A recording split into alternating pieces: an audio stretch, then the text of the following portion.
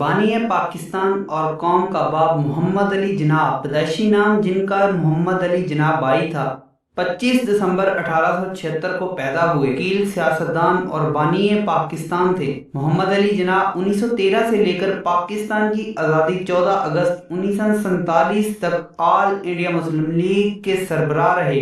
सरकारी तौर पर पाकिस्तान में आपको कायद-ए-आज़म यानी सबसे अजीम रहबर और बाबाए कौम यानी कौम का बाप भी कहा जाता है। जिनाह का यौम पैदाइश पाकिस्तान में कौमी तातील के तौर पर मनाया जाता है। तो दोस्तों, आज की इस वीडियो में मैं मोहम्मद अली जिनाह यानी कायद-ए-आज़म बानी पाकिस्तान के बारे में चंद एक उनके बचपन से लेकर उनकी मौत तक के अहम वाक़यात लेके हाजिर हुआ हूँ। तो दोस्तों, मैं हूँ अब्दुल्ला और आप देख रहे हैं लाइव अब्दुल्ला। तो आइए देख लेते हैं। जिनाह का पैदाइशी नाम मोहम्मद अली जिनाह बाई था। वो 1876 को एक किराए के मकान में वजीर मेंशन कराची की दूसरी मंजिल में पैदा हुए।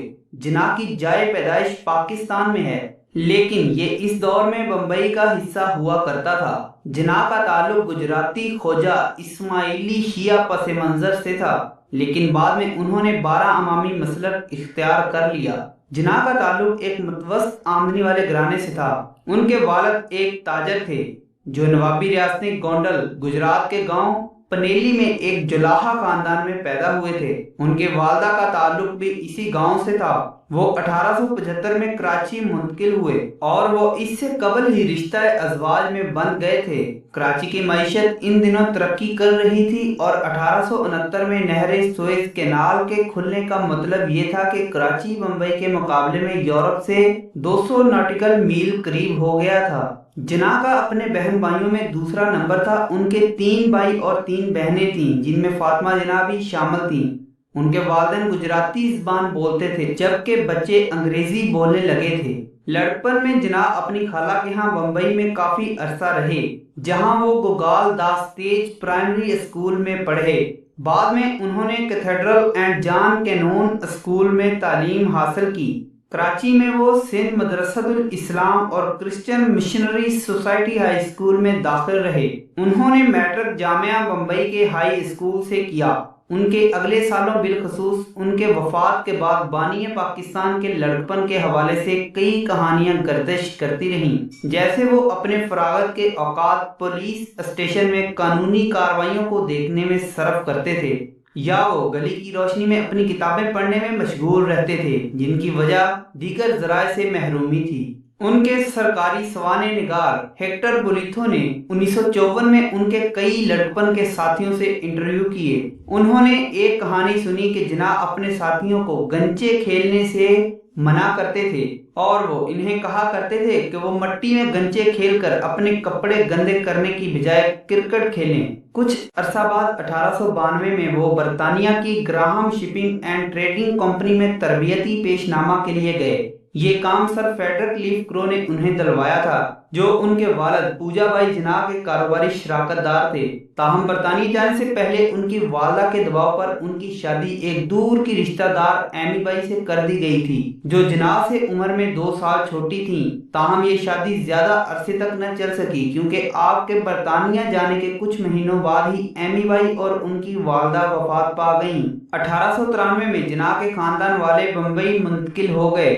लंदन जाने के कुछ अरसा बाद आपने मुलाजमत छोड़ दी, जिस पर उनके वालिद उनसे सख्त नाराज हुए थे, जिन्होंने उन्हें जाने से कबल 3 साल रहने का माकूल खर्च फराहम किया था। काफी अरसा गुजरने के बाद कायद-ए-आज़म ने अपनी तालीम मुकम्मल की और सियासत में हिस्सा लेना शुरू कर दिया, और इसी दौरान उनकी अनथक और बेहद कोशिश की वजह से पाकिस्तान मार्ज़े वजूद में आया।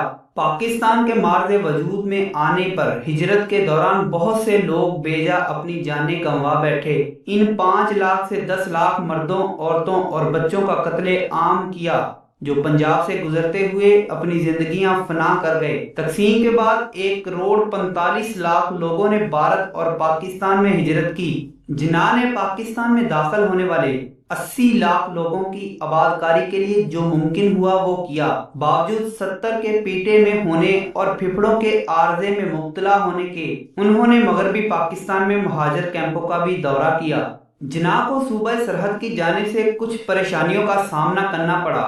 1947 میں کیے گئے رائے دہی میں وہاں کی آبادی میں سے صرف 10% لوگوں نے ہی ووٹ ڈالے تھے۔ پاکستان کے محض وجود میں آنے سے قبل جنوری 1947 میں بھارت نے پاکستان کو برطانوی وراثت میں حصہ دینے کا فیصلہ کیا۔ اس پر گاندھی نے کافی زور ڈالا تھا۔ کچھ ہی دنوں بعد گاندھی کو قتل کر دیا گیا۔ ان کے قاتل ناتھو رام گوڈسے تھے، جو ایک ہندو قوم پرست تھے، اور ان کا خیال یہ تھا کہ گاندھی ایک مسلم حمایتی ہیں۔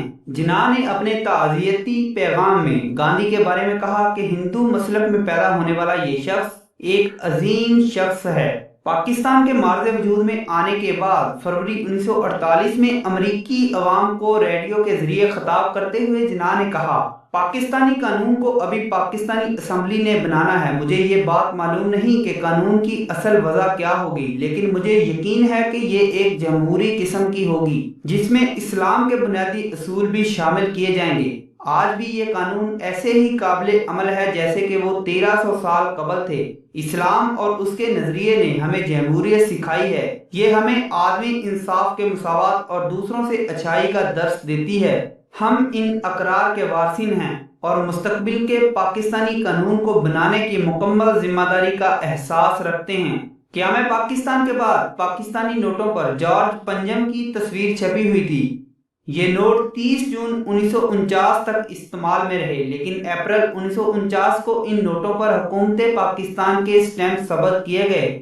اسی دن وزیر خزانہ پاکستان ملک غلام محمد نے 7 سکوں کا سیٹ گورنمنٹ ہاؤس میں جناح کے سامنے متعارف کروایا۔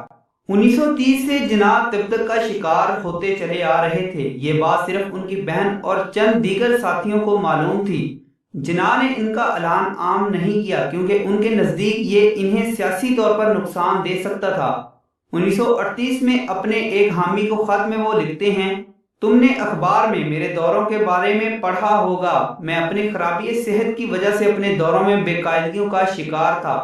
کئی سال بعد لارڈ ماؤنٹ بیٹن نے کہا، اگر جناح کی خرابی صحت کا معلوم ہوتا تو یقیناً وہ ان کی موت تک انتظار کرتے اور اس طرح تقسیم سے بچایا جا سکتا تھا۔ فاطمہ جناح بعد میں لکھتی ہیں کہ جناح اپنی کامیابیوں کے دور میں بھی سخت بیمار تھے۔ وہ جنون کی حد تک پاکستان کو سہارا دینے کے لیے کام کرتے رہے، اور ظاہر سی بات ہے کہ انہوں نے اپنی صحت کو مکمل نظر انداز کر دیا تھا۔ جناح اپنے میز پر کراؤن اے سگریٹ اور کیوب کا سگار رکھتے تھے، اور پچھلے 30 سال میں انہوں نے سگریٹ نوشی بہت زیادہ کر دی تھی۔ گورنمنٹ ہاؤس کراچی کے پرائیویٹ حصے میں وہ لمبے وقفے آرام کے واسطے لیٹنے لگے تھے، اور فاطمہ جناح اور ذاتی عملے کو ہی ان کے قریب جانے کی اجازت ہوتی تھی۔ 9 ستمبر کو جناح کو نمونیا نے آ گھیرا۔ اب ڈاکٹروں نے انہیں کراچی کا مشورہ دیا جہاں وہ بہتر علاج کر سکتے تھے، اور ان کی رضامندی پر وہ 11 ستمبر کو کراچی روانہ ہوئے۔ ان کے ذاتی معالج ڈاکٹر الہی بخش کا اندازہ ہے کہ جناح کو کراچی جانے کی رضامندی انہیں اپنی زندگی سے مایوس ہونے کی وجہ سے تھی۔ جب اس طیارے نے کراچی میں لینڈنگ کی تو فوراً جناح کو ایک ایمبولینس میں لٹایا گیا، لیکن یہ ایمبولینس راستے میں خراب ہو گئی۔ تب تک جناح اور ان کے رفقا متبادل ایمبولینس کا انتظار کرتے رہے۔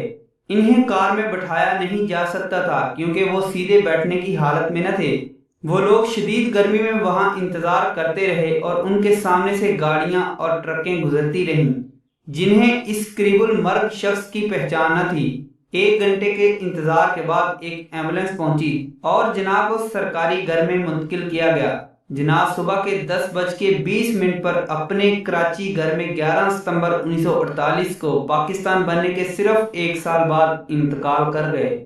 یہ ہے پاکستان کی وہ عظیم شخصیت جس نے اپنی جان کو جوکھوں میں ڈال کر اپنی زندگی اور موت کی پرواہ کیے بغیر پاکستانیوں کے لیے ایک خطہ آزاد کروایا، جس پر آج تمام مسلمان بخوشی آزادی سے اپنی زندگیاں بسر کر رہے ہیں۔ تو دوستو، میں امید کرتا ہوں کہ آپ کو بانی پاکستان محمد علی جناح کی یہ زندگی کی کہانی پسند آئی ہوگی۔ ویڈیو اچھی لگی تو لائک کیجئے، اور مزید ایسی ویڈیوز کے لیے چینل کو سبسکرائب کیجئے، اور کمنٹ باکس میں اپنی بہترین آراء سے ہم کو ضرور نوازیں۔ تو دوستو، میں تھا عبداللہ اور آپ دیکھ رہے ہیں لائیو عبداللہ۔ تو ملتے ہیں کسی انٹرسٹنگ سی ویڈیو میں، تب تک کے لیے مجھے اجازت دیجئے۔ اللہ حافظ۔